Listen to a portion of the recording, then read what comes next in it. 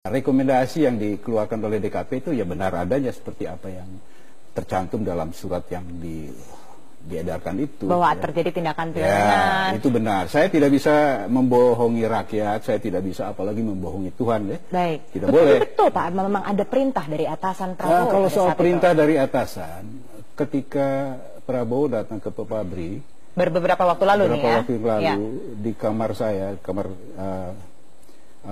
beliau menyampaikan bahwa apa yang dilakukannya waktu itu atas perintah.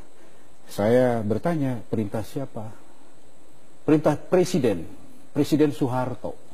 Jadi Prabowo menyatakan begitu. Presiden Soeharto yang meminta untuk ada penculikan itu. Saya Pak. juga agak kaget ya. Saya bilang, loh kenapa waktu diperiksa di DKP pengakuan ini tidak ada? Ya. Pada saat di DKP pengakunya pada saat itu apa? Tidak ada pengakuan itu. Tidak ada perintah pada saat itu juga. Kan sekarang pertanyaan apakah benar Pak Harto memerintahkan Presiden ya. Saya tahu sendiri Pak Harto bukan tipe orang seperti itu. Kalau dari aspek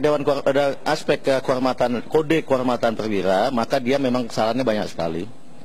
Dia melakukan penculikan meskipun awalnya tidak diakui, tapi belakangan diakui, dan itu kan kesalahan yang sangat luar biasa. Dia menggunakan satuan Kopassus. Padahal Kopassus ini kan satuan elit yang dilatih dan sangat disegani oleh dunia. Malah kenapa digunakan untuk penculikan dengan pertimbangan yang tidak logis gitu. Katakanlah belakangan pada saat dalam persidangan itu dia katakan bahwa ini membahayakan, saya lupa istilahnya, tapi katakanlah membahayakan kehidupan berbangsa. Apa betul anak-anak seperti ini membahayakan kehidupan berbangsa? Dan apa memang harus diculik oleh Kopassus begitu ya? Itu pertimbangan kami yang utama, dan kami ke belakang melihat beberapa kasus lainnya. Dalam banyak kasus lainnya memang kami diidentifikasi memang Pak Prabowo ini udah sangat tidak disiplin ya. Dalam beberapa tugas misalnya, mestinya satuan-satuan dia itu di BKU-kan. Dia bukan satuan operasional. Perlu digarisbawahi bahwa Kopassus ini adalah satuan pembinaan. Dia bukan satuan operasional. Danjen Kopassus itu tidak punya kewenangan menggerakkan pasukannya. Dia hanya menyiapkan pasukannya. Yang menggerakkan pasukannya adalah Panglima TNI. Tapi acap kali juga kita temukan dia menggerakkan satuannya. Contoh yang paling jelek adalah pada saat penculikan ini.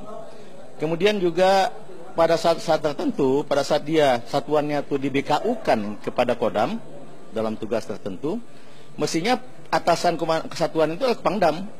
Pangdam karena satuan unitnya itu telah di BKU-kan kepada Kodam, maka atasan dari unitnya itu adalah Pangdam. Tapi banyak kami lihat kasus yang dia justru mengendalikan sendiri satuan itu. Dan itu sangat menyalahi sistem yang ada di TNI, dan saya kira di dunia manapun begitu ya.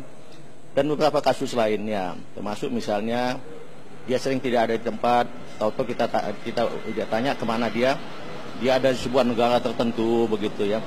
Dan ini sangat tidak disiplin dan membahayakan. Banyak sekali keistimewaan atau privilege yang didapat oleh Pak Prabowo dengan statusnya sebagai mantu presiden. Termasuk menggerakkan satuannya sendiri. Ya, itu kalau itu sih bukan itu sih sudah pelanggaran itu ya.